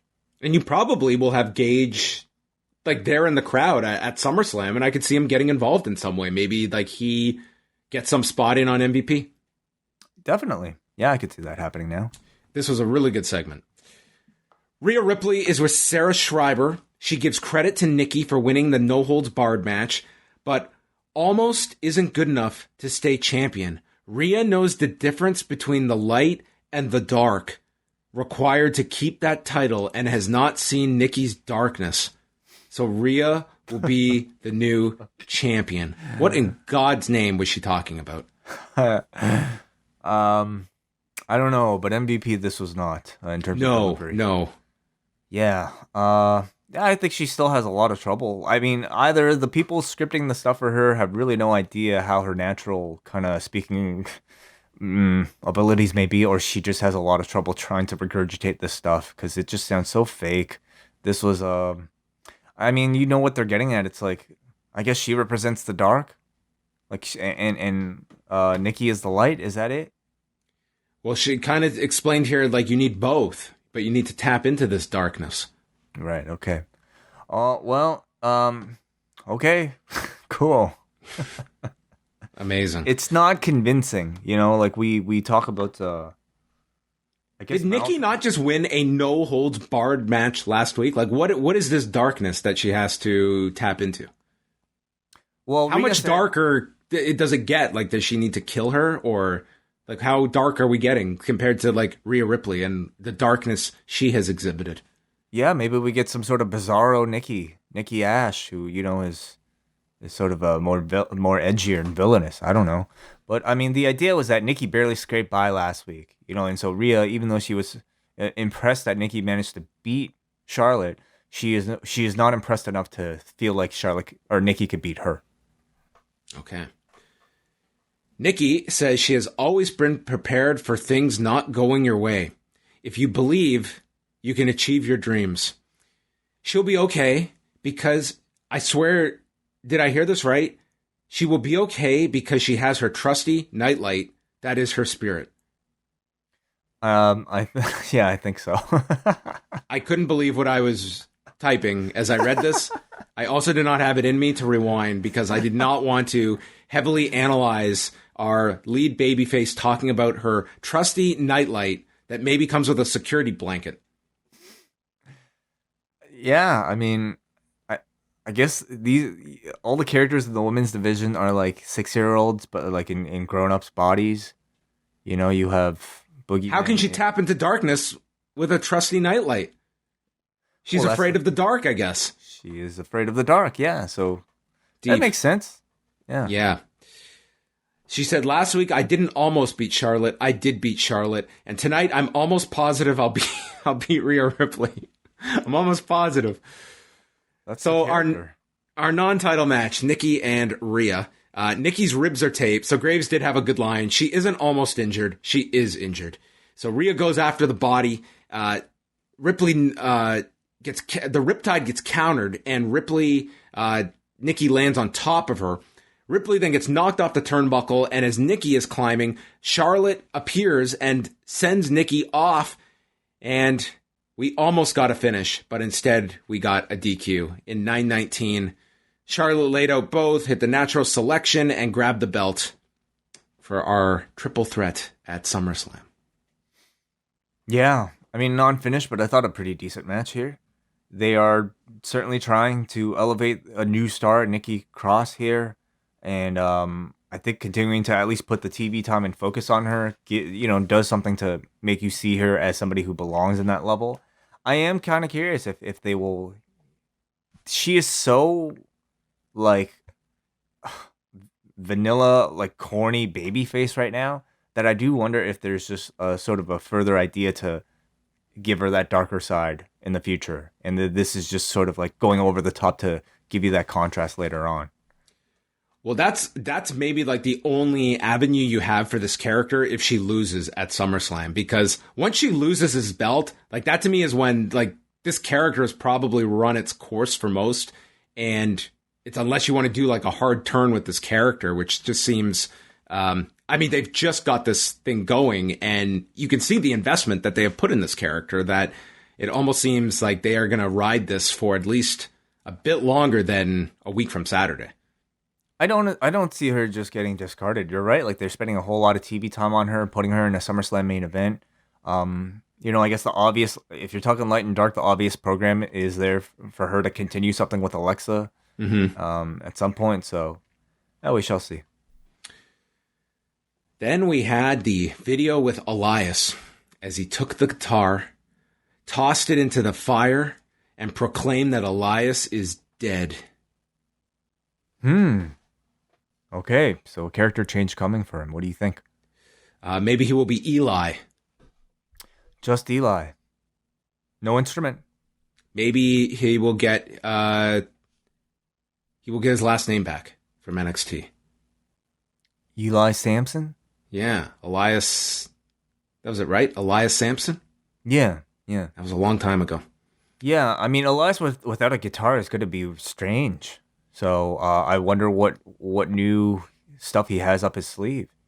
There's certainly the character was, even though I feel like the character would still work, especially with these live crowds back. Those segments are kind of getting tired, and change is sometimes good, not always. So what about the clarinet? Show up with a clarinet. I would love to see that. Yeah, or give him a reed and see what he can play. Like the clarinet is that's an instrument that gets no respect. I played the clarinet. Yeah, I can. Everyone would be. They would look at like you had like the sax players that had like the cool looking instruments. The person on the drums, it's like the drums are a cool thing. The flutes get any attention that would be reserved for clarinet. Clarinet was just in the middle. We were even seated in the middle. It was like, don't love it, don't hate it. It's just the clarinets who are just there. Yeah. Very dull instrument when it comes to grade 7 band. Oh, I respect clarinets. I think they're important. But I was actually pushed into playing the trumpet, and I hated it. But man, the trumpets are like, sort of your lead guitar, lead instrument, and it didn't really fit me. My friend Jeff plays the tuba. He's like a professional or semi-professional at it, and I think that's the worst because you have to carry that thing around the whole time. That was my thinking with the clarinet. I wanted something compact that I'd have to take home. It was like very, very small little case. No problem. That went into my thinking. So Elias with the clarinet, you think we shall see. We'll be at the edge of our seats. Charlotte was interviewed. She says she doesn't have to be pinned to lose the triple threat, so she's not going to take any chances. And those two should have anticipated my attack because I'm very predictable. And you're right. They should have been aware. So, point to Charlotte. Orton tells Kevin Patrick he works better alone. He needs to beat AJ by himself tonight. They announce Bill Goldberg for Raw next week. That's the go-home show in San Antonio. Main event, Randy Orton, AJ Styles, in a rematch of WrestleMania proportions, as it was noted. AJ was in control at the beginning. They're trading shots. Orton hits his power slam, got out of the calf crusher, and then rolled out of the way when AJ went for the phenomenal forearm and clotheslines AJ off the apron, goes for the draping DDT, and as he's setting up for the RKO, Omos pulls AJ away, and this draws the attention of Randy towards Omos. And the two start trading words, and Randy Orton puts down the challenge. You going to take off that coat? Omos took off that coat. And if we did not get AJ attacking Orton, God knows the fireworks that would have just taken over between Randy Orton and Omos without coat. Riddle comes down, sends Omos into the post, gets on his back for a sleeper. Riddle is driven into the post, and AJ launches himself for the phenomenal forearm and is caught in midair with an RKO that I'm sure Randy was thinking about since week 2 of his hiatus, and wins the match in 11 minutes and 19 seconds. Beautiful RKO out of nowhere. It was an all right match. Orton is back. I think the announcers. Well, the post match is most important, but yeah, it was okay. I don't have much to say about it. It was a WWE match. Orton is in the ring with Riddle, and he's looking upset at Riddle coming down. Riddle wants a hug, and he brings Orton back into the ring. Orton's standing there. Riddle's telling him to listen to the people, and they build up to it. Orton hugs the guy, and this place goes nuts. They are so happy to see these two men hug.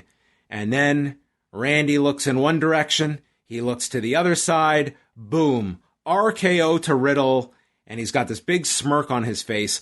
What was notable here is that it seemed like no one in this crowd, like everyone understood this was not meant to be a heel turn. It was just Randy being Randy, and he played it up with like the look on his face. And Riddle did too. Riddle had a smile on his face. Riddle was like smiling as he had taken this. So this was certainly not designed, which is kind of an interesting choice, because if you're ever going to do the split with these two, you've kind of conditioned people not to necessarily take an RKO as indicative of anything.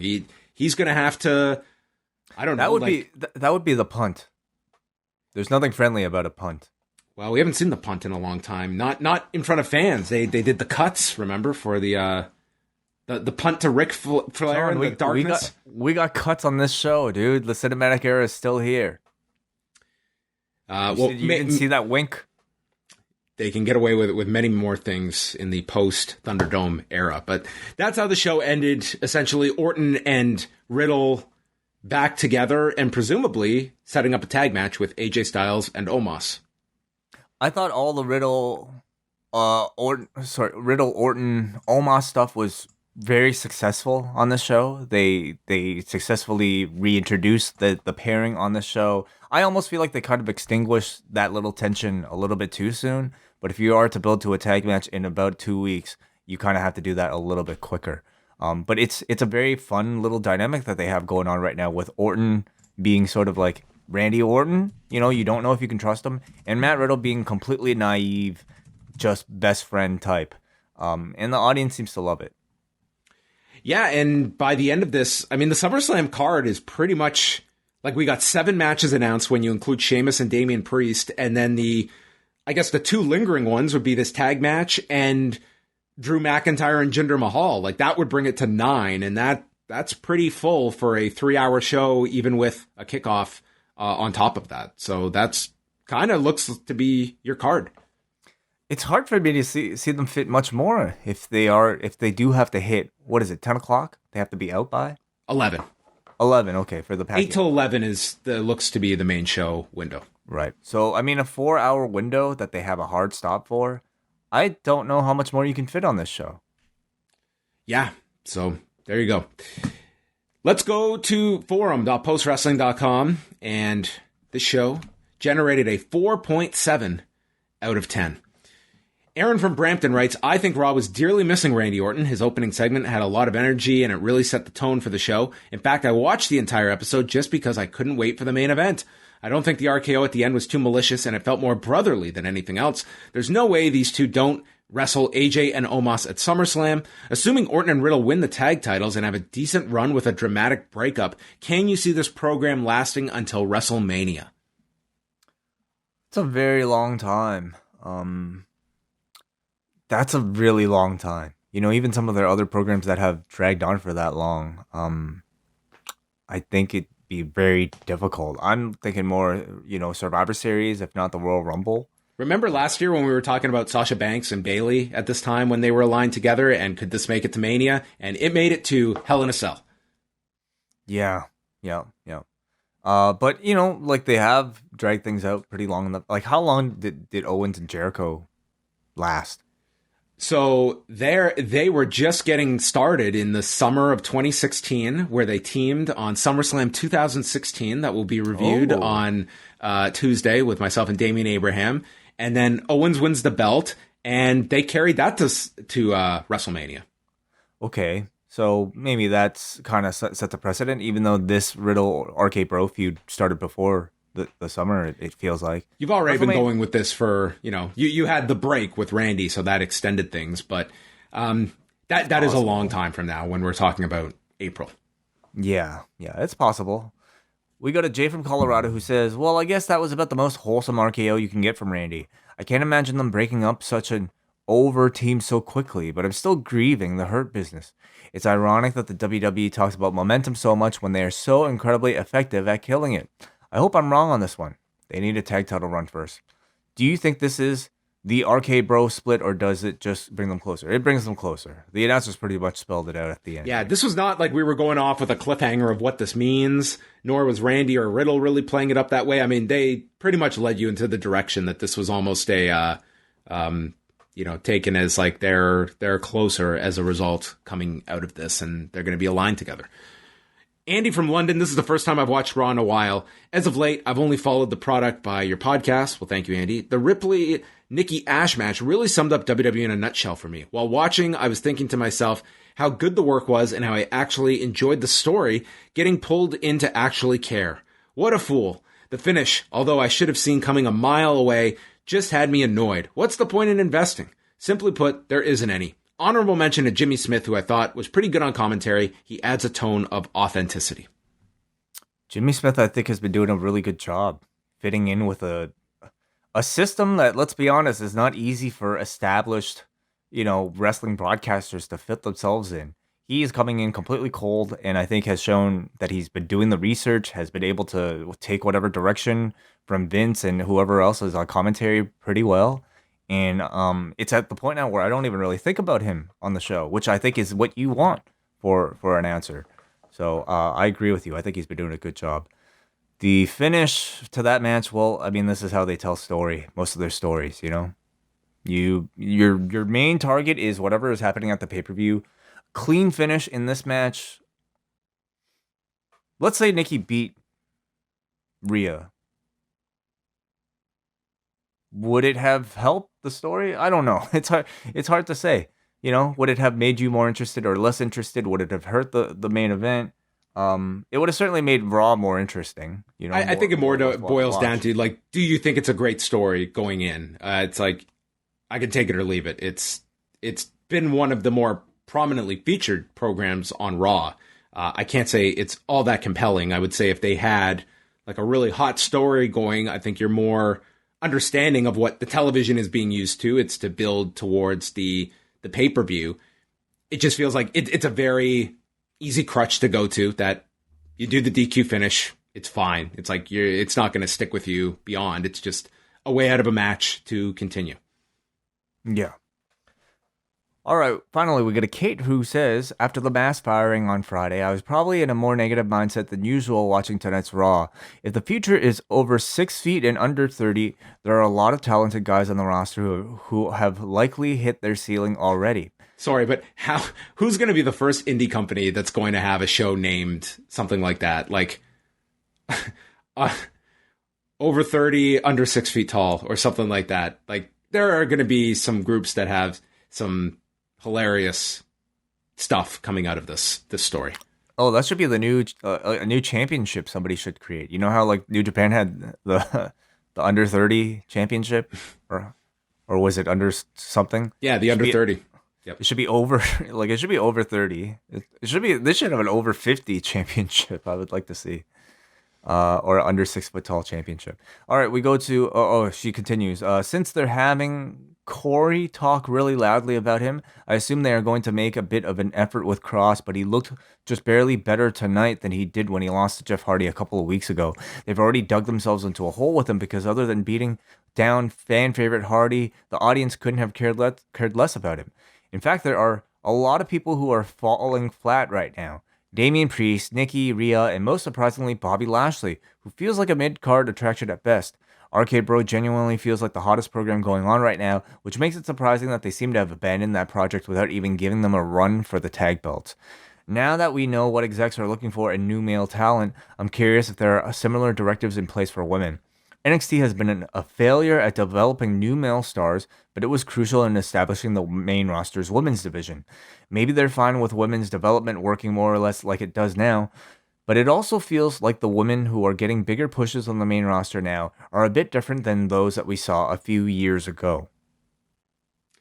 Yeah, I mean, it's when you look at like the last 5 years, the biggest breakthrough was Becky Lynch, who was not one that was really earmarked. That was another one where it was the audience gravitating towards someone, and their immediate thought was to fight it after we had, in theory, just turned her heel. And then, to their credit, they went with it. And you had this gigantic star as a result of it. But it was, again, that was like, we have this idea and the audience wants something different, and they spent, a week or two fighting that before they kind of just rolled with it, and look what it turned out to be.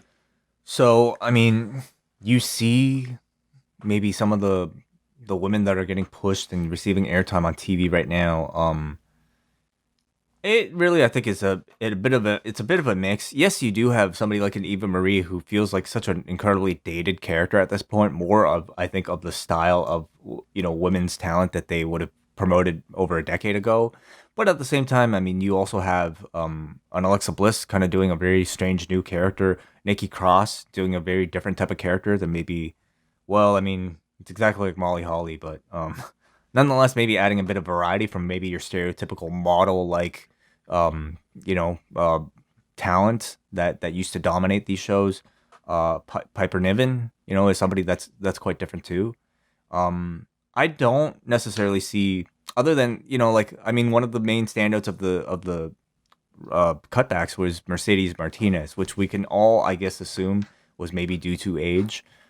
So beyond, I think, them no longer hiring perhaps people. I mean, Mickie James, like the age factor it's absolutely been an issue. And when you look at some of the male stars in the company that are in main event positions post 40, I mean, point to the females that are in those positions. Like the idea of just take someone like an AJ Styles, who's not the absolute top spot, but in a very good role on Raw every week. Like, do you see like a 44-year-old female in that role? Like, I do feel like it's the age factor. It's very different between the males and the females because there's no evidence for females having that same ability, like beyond 40. You're telling me a Mickie James could not be a valuable asset? And she was several years younger than what AJ is right now. Mm-hmm. Taya Valkyrie, I think, will be really interesting to see how far she gets coming off of NXT, because she is 37, even though, like, I think you wouldn't be able to tell, like, it's not, I'm 37. Like, she to me would fit in aesthetically, like, in terms of ability, she probably rank above plenty of others. But if the concern is for age, like, she's not somebody I would have any concern for. I shouldn't have any concern for. But is Vince going to look at a stat sheet and see such and such and think, okay, well, disqualify everybody above the age of 35? We wonder. Look at some of the stories, like with Mickie James. She did the story with Alexa Bliss, where it's like her age was like brought up like she was old. Like they were doing that, and that was several years ago. Right. Yeah. So I mean, it's a very different mindset that I think the women have to contend with. It's not fair, but it's definitely, you can see the evidence in front of you. Yeah. All right. Thank you, everyone, for the feedback and listening to our show tonight. We went lengthy tonight. Lots to talk about coming out of this weekend. So that is going to wrap us up. Wai, you are going to be back on Wednesday night after Dynamite. It is a very busy week, and you have Tuesday to relax. There's a lot of cleaning up to do. It's miraculous that we even got out of the venue last night with as many celebrations as were occurring last night. So tomorrow is kind of a night to recover a little. So I might even watch Suicide Squad. Oh, very cool. Which apparently has been receiving great reviews, but didn't have a great weekend at the box office. Oh, so you're going to be watching the Suicide Squad that came out this past weekend, not the Suicide Squad that came out the weekend of SummerSlam 2016, which is coming out on Tuesday with myself and Damian Abraham, postwrestlingcafe.com. Oh, that is incredible. It tells me you've already done your research for the trivia gauntlet, haven't you? I'm already all set to go. My goodness. Might have just spoiled one there, but yes, looking forward to that.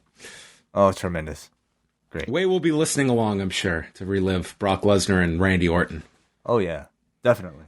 This is a long show. But anyway, we're chatting about that. Postwrestling.com is where you can go to check out all of that. And if you haven't yet, who is Wai Ting? The answer to that question at postwrestling.com, on our YouTube, And for Post Wrestling Cafe members, the exclusive reaction video, which was my highlight, to watch Wai's reaction and to see what got the reactions out of Wai. And I will say this on the record. Wai Ting is literally the only person in this entire world who I would watch a video as he was eating. There is nobody else that I would watch a video while they were eating, save for this man. Apologies, I didn't even think about it. You trust me. I understood you needed that sandwich, so it was understandable. I ate that sandwich laying down. I struggled to eat it like in between. It was a struggle even getting that food down my throat. So I was it was pretty much the only place where I could have fit a meal in. So well, thank you for joining us tonight. You were given the option to have it off, but you're a true pro, and here you are 24 hours later chatting with us about the status of NXT. Oh, I was honored, honestly, to to receive that treatment and also to have the attention of everybody. Because I know a lot of people might be curious about my week. So I want to reach out right now and say thank you to everybody who sent me a kind message.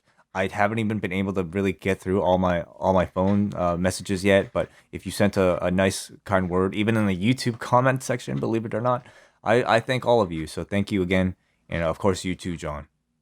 All right, that is going to wrap us up, everybody. Thank you for tuning in to Rewind to Raw, and we'll speak with you later on this week.